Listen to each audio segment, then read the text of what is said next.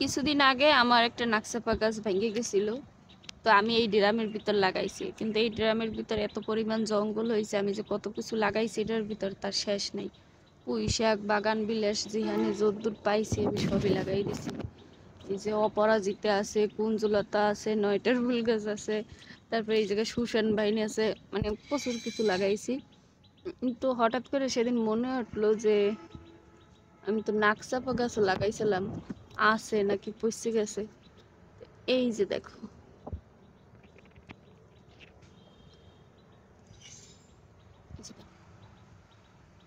তো সেই ভাঙ্গা ডালটা দিয়ে এই একটা ডাল আমি, দুইটা ডাল হয়তো গিফট করে দিছি। আর এই যে একটা হয়েছে, আরো একটা হয়েছে, দাঁড়াও দেখতেছি। এই যে দেখো,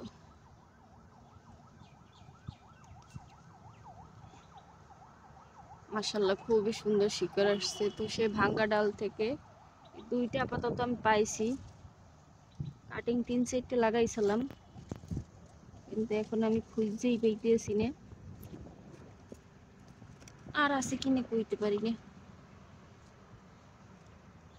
ওই যে একটা আছে, এই একটা, এটা নষ্ট হয়ে গেছে। সব ডাল যে হইবে এমন কোনো কথা নেই, কিছু ডাল এইভাবে নষ্ট হয়ে যাইবে, আমি আবার লাগাই দিই। আর নাই মনে হয়, যে জঙ্গল হয়েছে আমার এটার ভিতর। এই যে দেখো, দুইটা নাকচাপা হয়ে গেছে। তো সেই ভাঙ্গা ডালটা থেকে এখন দুইটা নাকচাপা গাছ হয়েছে।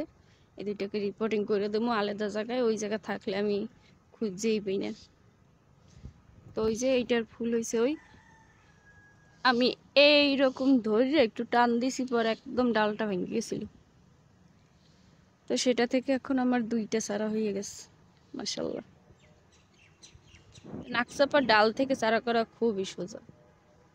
আমি কিছুই করি নাই, ডালগুলো কাটতে কাটতে শুধু ওই গাছের গোড়ায় লাগাই দিছি, এতটুকুই। আর তাতেই সুন্দর চারা হয়ে গেছে। আর এই কাটিংগুলোতে কিন্তু অল্প কিছুদিনের ভিতর ফুলও চলে আসবে। আমার আরও একটা গাছ আছে নাকচাপার, এই যে দাঁড়াও, এই একটা, এটা তো বড় গাছ, আরেকটা আছে একদম ওই পাশে, চলো দেখাইয়ে নি।